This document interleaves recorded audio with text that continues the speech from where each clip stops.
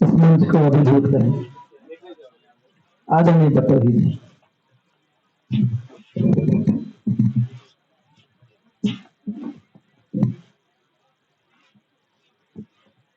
मां शारदे को प्रणाम। Hello hello hello.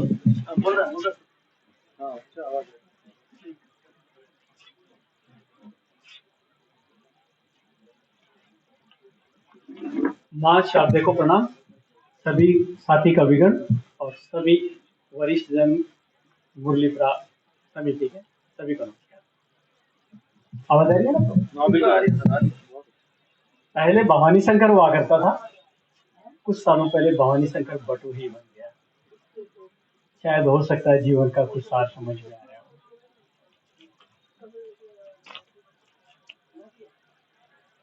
सत्य ही सच है। साथियों, मैं करीब 400 से ज्यादा कोट्स लिखे हैं अभी तक, जिनकी बुक आने वाली है मेरी। सत्य ही सच है और परिवर्तन स्थायी। सत्य ही सच है और परिवर्तन स्थायी। अहम बेवकूफी विचारों की लड़ाई। सत्य ही सच है और परिवर्तन स्थायी। अहम बेवकूफी विचारों की लड़ाई। धन जरूरत है तो शिक्षा जरूरी। मान दिखावा है और प्रेम सर्वस्व। अभी चुनाव का दौर चल रहा है इस समय, और चुनाव इस समय जो राष्ट्र के अंदर जो जिस तरह की राजनीति अभी कल परसों में एक आज तक के प्रोग्राम के ऊपर, कल शाम को साहित्य के एक प्रोग्राम के ऊपर एक बहुत बड़े भारत के एक कवि जो है वो आए थे। उनकी बहन आईएएस रिटायर्ड हैं, और उन लोगों से जब पूछा गया, उन कवि से, उनका नाम हल्का सा मैं भी याद करके ही बता पाऊंगा, उनसे पूछा कि क्या आपकी लेखनी को देखते हुए क्या आप राजनीति में आने वाले हैं? तो उन्होंने एक बात कही कि भारत की जो राजनीति है, 4 साल वो यूके रहे और उनकी बहुत सारी किताबें आ चुकी है। उन्होंने कहा भारत की जो राजनीति है वो सबसे कठिन श्रेणी की नौकरी है, यानी इसको पाना सबसे कठिन है, क्योंकि बहुत बटी हुई है। उसी के ऊपर मैं आपको 2 लाइन बताना चाहता हूँ। हम बहुत स्वार्थी हो गए, और हो गए नहीं, हम हजारों सालों से, वो हजारों सालों से जो स्वार्थी है, उसी की परिणति हमारा जो भी समय रहा, वो जो वर्तमान है और आने वाला जो टाइम है, वो हमारा स्वयं स्वार्थी का क्या करने जा रहा है, उसके ऊपर आपको मैं 2 लाइन सुनाने की कोशिश कर रहा हूँ। हाँ, इतिहास रहा है हमारा। हाँ, इतिहास रहा है हमारा स्वयं स्वार्थी बन जाने का, केवल अपना और अपनों की सोच पाने का।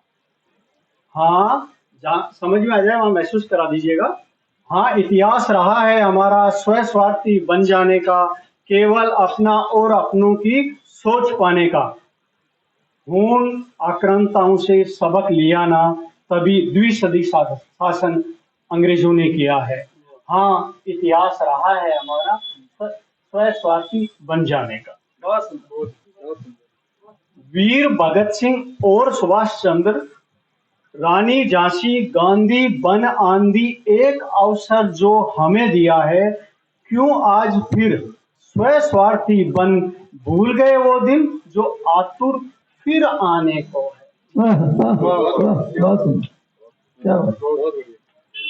आज शायद केवल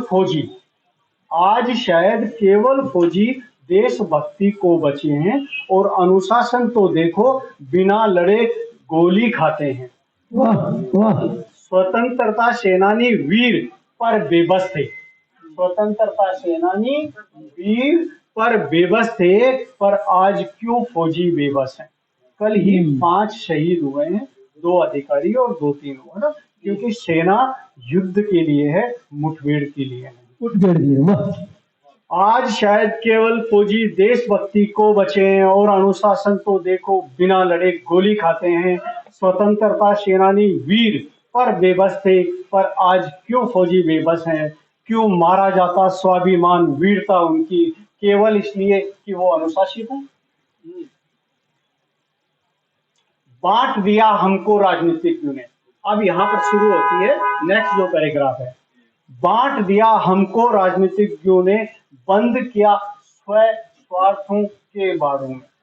सबके अपने अपने स्वार्थ बना दिए, जाति के, क्षेत्र के कोई ऐसी पार्टी नहीं है जो राष्ट्र की बात करे, कोई ऐसी पार्टी नहीं है जो कि क्या बोलते हैं राष्ट्रीय मुद्दों की बात करे। कोई क्षेत्र पर बात करेगा तो कोई जाति धर्म पर बात करेगा।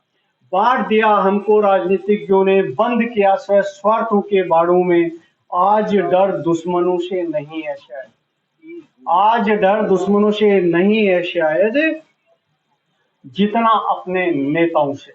वाह, महसूस कर सकते हो, करा सकते हो महसूस, कोई दिक्कत नहीं। आज डर दुश्मनों से नहीं है शायद, जितना अपने नेताओं से है। अरे उठो देश के सब नागरिकों, अरे उठो देश के सब नागरिकों, भूल अंतर सब जात धर्म का, होश में लाओ इन नेताओं को। और निवेदन करना चाहूंगा, ना लिखना पड़े फिर किसी चिंतक को, ना लिखना पड़े फिर किसी बटोही को, स्व स्वार्थी बन इतिहास हमारा रहा। बहुत सुंदर, बहुत सुंदर, बहुत सुंदर। एक ऐसी रचना और सुनना चाहेंगे सर? सुनाई चाहिए। हाँ,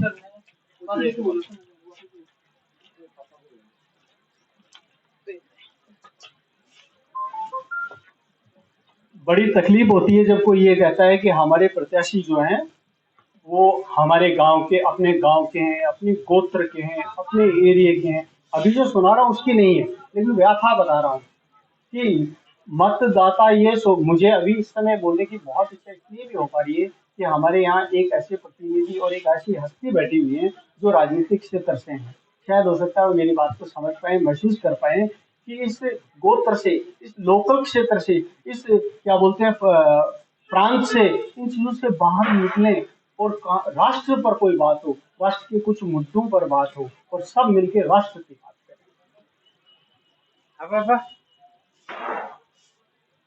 अगर समय के अंदर कभी अंधेरा अगर आ जाता है तो उस अंधेरे से विचलित नहीं होना चाहिए। रात के बाद में भोर होती है, सुबह होती है, और सुबह हमेशा होती है, तो कभी भी व्यतीत नहीं होना चाहिए। उसके ऊपर दो लाइन एक छोटी सी सुनाने की प्रयास करता हूँ। पहले ये कि भोर के बाद में क्या है, फिर ये कि हमें उससे क्या शिक्षा मिलती है। हर भोर अंधेरे को संदेशा देती है, तू कितनी भी हो गो हम पहरा देती है। वाह, हर भोर अंधेरे को संदेशा देती है, तू कितनी भी हो गोर हम पहरा देती हैं। हम मिलती किरणों से और अल्हड़ गर्मी से, तू मिलके शामों से यूं आती धीरे से, यूं सुकून आहट दे फिर साजिश करती है। हाँ हम भी ठहरे पहरी तुझे दौड़ भगाते हैं, हर बार भगा के तुझको सुबह रोशन करते हैं। हर भोर अंधेरे को संदेशा देती है। वाह, कितनी भी साजिश करे, शाम को बड़े प्यार से आती है, रात बनती है, लेकिन सुबह कहती है पहरा दे रही है, हम आ रही हैं, आप निश्चिंत रहें। जीवन दर्शन वहां क्या कहता है, होती भोर सखी है अपनी, क्यों घोर अंधेरे से डरना, हर दौर को भी है आना, अंधेरे जैसे चले जाना। होती भोर सखी है अपनी, क्यों घोर अंधेरे से डरना, हर दौर को भी है आना, अंधेरे जैसे चले जाना। हर दौर पड़ाव के जैसा राही को फिर जुट जाना, रखो आस को भोर के जैसे जिसे आना ही है आना। हर भोर अंधेरे को संदेशा देती है, तू कितनी भी हो गोर हम पहरा देती हैं। धन्यवाद। बहुत सुंदर, बहुत नमस्कार दोस्तों, मैं आपका दोस्त भवानी शंकर बटोही विजन में आपका स्वागत करता हूं। दोस्तों, आज हम आए हुए हैं वरिष्ठ नागरिक समिति मुरलीपुरा जयपुर के अंदर। यहाँ पर अभी दीपावली स्नेह मिलन समारोह जो है वो मनाया जा रहा है और विशेष बात यह है कि मैं कैमरामैन साहब को बोलूंगा कि दिखाएं यहाँ पर। यहाँ वरिष्ठ जो गण हैं नागरिक समिति मुरलीपुरा के हैं, वो बहुत सारे जो हैं वो क्या है यहाँ पर उपस्थित हैं। और आप लोग क्या करने वाले हैं कि एक बहुत बढ़िया बात है कि एक होता है ना, एक बहुत मेंटली रिलैक्स और जिसको एक अकॉर्डिंग टू एज जो है विचार जाहिर होता है। तो आप लोगों ने यहाँ पर एक काव्य गोष्ठी का आयोजन किया है वरिष्ठ नागरिक समिति की तरफ से, मुरलीपुरा की तरफ से। जहाँ पर क्या होने वाला है कि एक कुछ बहुत जयपुर के और भारत के जाने माने जो कवि हैं वो यहाँ पर उपस्थित हैं। ब्रह्मार साहब, कन्हैयालाल ब्रह्मार साहब उपस्थित हैं, जो कि हरिओम पंवार साहब और काका हाथरसी के साथ में आपने मंच साझा किया है और 1985 से जो है वो काव्य के क्षेत्र में हैं। आप नम्रता शर्मा नम्र जी जो है, आप क्या बोलते हैं, आप भी यहाँ उपस्थित हैं, जो बहुत इनकी 2-3 किताबें भी आ चुकी है। आप शिवराज सिंह जी राव साहब जो हैं, आपकी लेखनी जयपुर सभी जानते हैं। और डॉक्टर शिवदत्त शर्मा जी को तो हम सब लोग, आप ऑर्गेनाइजर भी हैं और हमारे सबके चहेते और बहुत प्यारे डॉक्टर साहब हैं, जो कि बहुत अच्छी आपकी लेखनी, आप अच्छे से परिचित हैं। यहाँ जो मुरलीपुरा जो वरिष्ठ नागरिक समिति है, वहाँ काफ़ी लोग उपस्थित हैं। उनमें से जो मैं कुछ लोगों को पहचान पा रहा हूँ, आप रिटायर्ड जज गुप्ता जी साहब हैं। आप लोगों से थोड़ा थोड़ा अभी इंटरेक्ट भी हम लोग करने वाले हैं।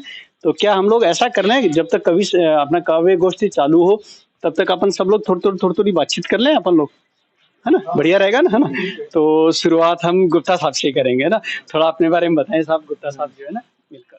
मेरा नाम पीडी गुप्ता है, मैं रिटायर्ड एडीजे हूँ और अभी वकालत करता हूँ। और बीच बीच में मैं कविताओं के जो सम्मेलन होते हैं उनमें आता रहता हूँ, कविताएं सुनता भी हूँ और मौका लगता तो सुनाता भी हूँ। इस तरह से कविताओं से थोड़ा सा प्रेम रखता हूँ। क्या बात है, बहुत बढ़िया। तो आपको लगता है कि अभी जो समय है वो ऐसा आ रहा है कि काव्य की तरफ लोग बढ़ रहे हैं, लिखने में भी और सुनने में भी? एक समय था जब लोग काव्य से मतलब होता है ना, कोई कवि बोलता तो वो कहता नहीं मुझे सुनाई नहीं देता, है ना? लेकिन अब जो है लोगों का रुझान बढ़ रहा है। बिल्कुल बढ़ रहा है। आजकल तो कविताओं से तो मन का मानसिक परेशानियां दूर होती है, तो रुझान तो बढ़ ही रहा है। हाँ। तो गुप्ता साहब, जैसे आप पहले जज रहे हैं ना, तो आप जो है उसके बाद में लॉयर बन सकते हैं क्या उसके बाद? हाँ बिल्कुल, वो तो मतलब वकालत का तो रजिस्ट्रेशन करवा सकते हैं, मतलब रिटायरमेंट के बाद तो। हाँ, रिटायरमेंट के बाद तो जिस कोर्ट से हम रिटायर हुए उस कोर्ट में प्रैक्टिस नहीं कर सकते। जैसे डिस्ट्रिक्ट कोर्ट में हम रिटायर हुए तो डिस्ट्रिक्ट कोर्ट से नहीं कर सकते, लेकिन डिस्ट्रिक्ट कोर्ट से जो ऊपर कोर्ट है, हाई कोर्ट, उस कोर्ट में तो अपेयर हो ही सकते हैं हम। तो इस तरह से। कितने समय साहब आपने जो है अपनी सर्विस को जो है उसको दिया? सर्विस तो मैं 88 में ज्वाइन किया था मैंने एज ए आरजेएस 88 में, और करीब 25 साल में एज ए मजिस्ट्रेट, फिर सीजीएम, फिर एडीजे, यूं करते 25 साल करीब एज ए जज काम किया।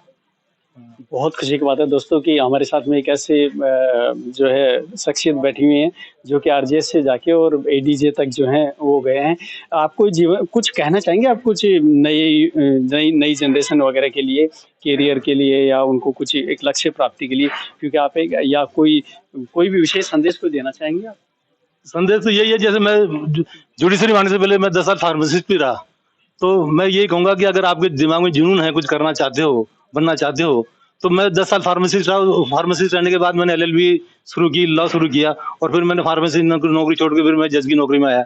तो अगर आपके दिमाग में जुनून है, कुछ करना चाहते हो, तो आप किसी भी स्टेज पे, कोई भी नौकरी पे, कभी ये नहीं कि साल 2 साल में 10 साल लग गए मुझे, तो ऐसा नहीं है कि मतलब 2 साल में आप स्विच ऑन कर सकते हो। अगर आपके सोच है, जुनून है, तो आप कभी भी जंप कर सकते हो किसी भी अच्छी नौकरी में जिसमें आपका जुनून है। हाँ, तो यही है मेरा तो संदेश कि भाई आप में जुनून होना चाहिए, जहाँ रहा है वहाँ, जहाँ चाहे वहाँ रहा है, बस यही। बहुत बढ़िया दोस्तों, ये कम्युनिटी जो है जाहिर है हमें बहुत कुछ देने वाली है। साहब से हल्का सा परिचय और कुछ जानना चाहेंगे? सुरेश चंद्र माहेश्वरी, सुप्रीम कोर्ट से प्रशासनिक अधिकारी, रिटायर्ड 2014 में। कुछ बताना चाहेंगे, कुछ संदेश? और क्या, कोशिश करते रहो साहब, कोशिश करने वालों की हार नहीं होती है। काव्य गोष्ठी के बारे में आप कुछ बताएंगे कि जो है आप अभी क्या मतलब किस तरह का विचार बना के आए हैं, आपको काव्य के बारे में? नहीं, काव्य के मामले में मेरे को नॉलेज नहीं है। अच्छा लगता है? अच्छा लगता है सर। थोड़ा सा आपका परिचय लेना चाहेंगे। और BK Sharma, bank of Rajasthan से रिटायर हूँ। 32 साल बैंक ऑफ राजस्थान में था, फिर आईसीआईसी बैंक में मर्ज हो गया था। तो वैसे तो फिर आईसीआईसी से रिटायर मान लो। और अभी आर्य नगर यहीं रहते हैं पड़ोस में। और ये यहाँ पे जो भी प्रोग्राम होते हैं उसमें मेरे को ये काव्य वगैरह का तो वो है नहीं, लेकिन हाँ सुनने के लिए जो भी प्रोग्राम होता है उसमें हाजिर जरूर होता हूँ। बहुत बढ़िया साहब। Sir Shiv Prakash Singh Rajawat, Rajasthan roadways inspector से रिटायरमेंट है और वरिष्ठ नागरिक समिति में स्थायी सदस्य हैं। कावे पाठ वगैरह से लगा हुआ है और बस। बहुत बढ़िया। आप लोगों से एक निवेदन और करना चाहूंगा कि कुछ जो वरिष्ठ लोग हैं उनको बढ़ाएं आप साथ में ना, क्योंकि इतनी अच्छी एंट्री है और बढ़ जाए तो कितना बढ़िया होगा ना। साथ से थोड़ा परिचय लेते हुए। मैं सुभाषचंद्र शर्मा, शिक्षा विभाग में जॉइंट डायरेक्टर से सेवानिवृत्त हुआ हूँ और आपके जो है ये काव्य संग्रह जो आपका कवि सम्मेलन हो रहा है उसका छोटा मोटा मैं भी एक कवि हूँ। तो आज आप कुछ सुनाने वाले हैं हमें भी? हाँ, सुनाने वाले हैं आप लोगों को। और वैसे कुछ नहीं, अभी तक 2-3 किताबें लिखी हैं। अच्छा। और ज्यादा इस क्षेत्र में कुछ नहीं किया है, इसलिए क्या गण में चल रहे हैं। बहुत कुछ कर लिया, लेकिन वो कहते हैं ना कि सही मायने में जो लेखक वगैरह होते हैं वो हमेशा ये कहते हैं कि मैं स्टूडेंट हूँ, तो ये एक बहुत बढ़िया बात है। जी साहब, थोड़ा सा जानना चाहेंगे परिचय। मेरा नाम शिवकरण शर्मा है। मैं आर्मी से रिटायरमेंट था, army medical corps as a सूबेदार में रिटायरमेंट हुआ हूँ। और अभी ऐसे आए हैं सामाजिक परिवेश में, धीरे धीरे सीख रहे हैं क्या होता है क्या नहीं। और साहब की अभी हम बातें सुन रहे थे तो मोटिवेशन हमें ऑटोमेटिकली मिल रहा था। मैं काफी देर से साहब को देख रहा था। तो सर थोड़ा अपने बारे में बताएंगे आप कुछ? ये समिति का 2006 में रजिस्ट्रेशन हुआ, तब से इसके साथ हूँ, जुड़ा हुआ हूँ और कुछ वर्ष तक कोषाध्यक्ष रहा और लगातार। शुभ नेम साहब आपका क्या नाम है आपका? मेरा नाम ईश्वर चंद्र जोशी। बहुत बढ़िया, बहुत बढ़िया साहब। सबसे वरिष्ठ हैं बिल्कुल साहब, और आपकी एनर्जी का लेवल भी बहुत। मैं सब शिव प्रकाश अग्रवाल, मेरा अपना ही बिजनेस था और उससे अब मैं रिटायर हो चुका हूँ, एक तरीके से छोड़ दिया सब। और बस अब काव्य पाठ की सुनने के लिए आए आप? काव्य पाठ में मैं सक्रिय हूँ। हाँ, 20 साल से सक्रिय हूँ समाज। मैं 60 साल की उम्र से पहले ही जुड़ गया था। अच्छा, बहुत बढ़िया। साहब से परिचय लेना चाहेंगे? मैं सुरेश चंद्र शर्मा, मैं बड़ौदा सन ग्राउंड बैंक से प्रबंधक पद से रिटायर हुआ हूँ। 2011 में मैं रिटायर हो गया था और अभी जो है काव्य पाठ सुनने में थोड़ा मनोरंजन। जरूर साहब, बिल्कुल आनंद लीजिए। साहब से परिचय चाहेंगे? मैं आर.एन. शर्मा हूँ, मेरा ओन बिजनेस है कारपेट का और इससे जुड़ा हूँ मैं वरिष्ठ नागरिक सेवा संबंध। काव्य पाठ के लिए मेरे को अच्छा लगता है और डॉक्टर साहब से मेरा अच्छा लिंक है। तो डॉक्टर साहब, लोगों को बहुत आशाएं हैं डॉक्टर शिवदत्त शर्मा साहब से, और इस तरह के आयोजन करते रहें। और साहब से जो है बाघेल साहब से जो है हम चाहेंगे कि आपसे भी परिचय हो। बघेरिया साहब से। बिल्कुल साहब, अपने बारे में थोड़ा सा परिचय लेना चाहेंगे? मैं चौथमल बघेरिया उद्योगपति हूँ। ऐसे राजनीतिक पार्टी में मेरी भारतीय राष्ट्रवादी समानता है और मैं आरक्षण के विरुद्ध पूरे हिंदुस्तान में लड़ाई लड़। अभी जो गर्ग साहब जो खड़े हो रहे हैं वो आपके उनसे हो रहे हैं क्या? कौन गर्ग? एक गर्ग साहब जो अम्बावड़ी में आपके नहीं, पिछली दफा देखा मैंने आपके नहीं खड़े। मेरी भारतीय राष्ट्रवादी समानता पार्टी है और भारतीय राष्ट्रवादी समानता पार्टी और सुप्रीम कोर्ट में जितने भी केस लगे हैं वो सब हमारी संस्था द्वारा है। बहुत बढ़िया साहब।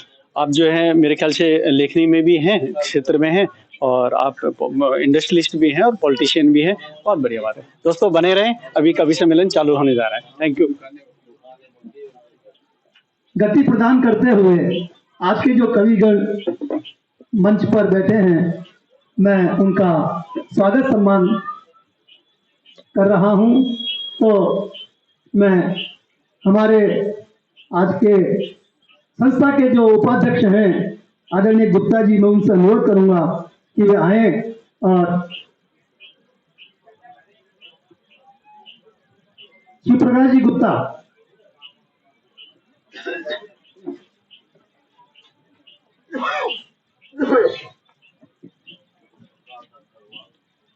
आप आदरणीय राव साहब का अंग वस्त्र उड़ा करके पहना करके और स्वागत कीजिए। मैं आपका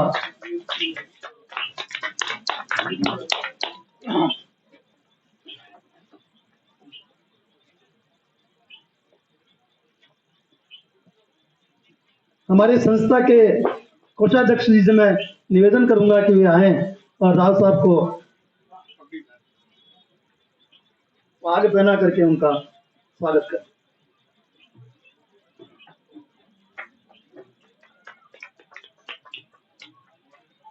हमारी संस्था के वयोवृष्ठ आदरणीय जोशी जी, आईसी जोशी जी से मैं प्रार्थना करूंगा कि वे आए और हमारी प्यारी बिटिया नम्रता जी का अंग वस्त्र धारण करा करके स्वागत करें।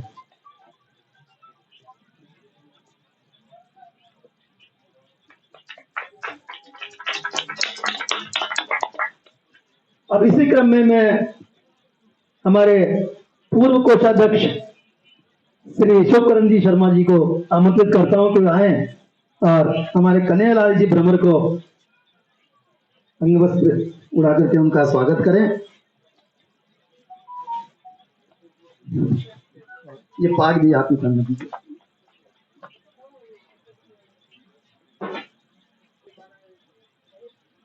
हमारी संस्था के संरक्षक आदरणीय प्रभुदयाल जी गुप्ता, जो कि कवि भी हैं और इस संस्था के हमारे संरक्षक जी हैं, मैं उनसे प्रार्थना करूंगा कि वे आदरणीय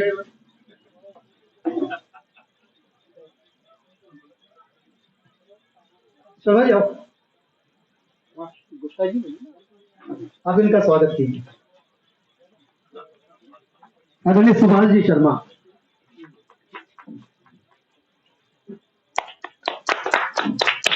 साथ ही पाठ भी सुना दीजिए।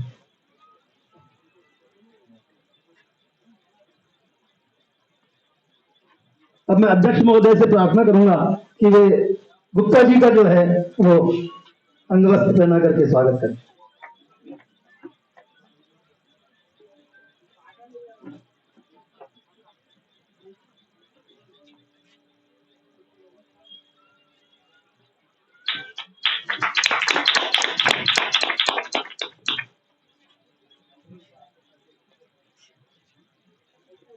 अब मैं इस कार्यक्रम को प्रारंभ कर रहा हूं और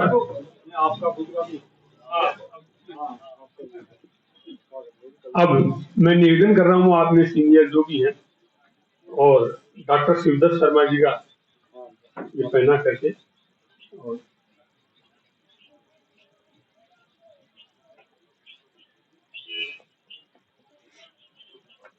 आप भी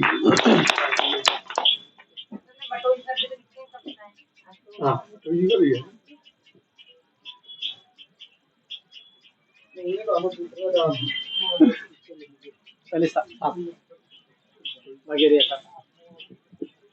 अब हमारे बीच में एक भगोरिया साहब, मैं हमारे प्यारे लाडले भवानी शंकर जी बटोई, उनको मैं आमंत्रित करता हूँ कि वे आए और अपना अध्यक्ष महोदय साहब, मैं कर देता हूँ आपका स्वागत।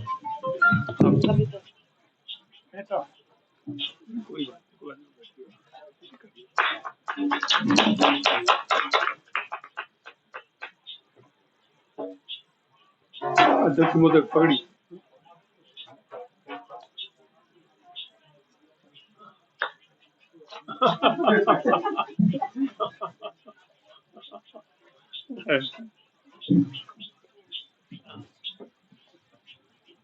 अब इस कार्यक्रम को गति देते हुए, जैसा कि नियम है कि कार्यक्रम चालू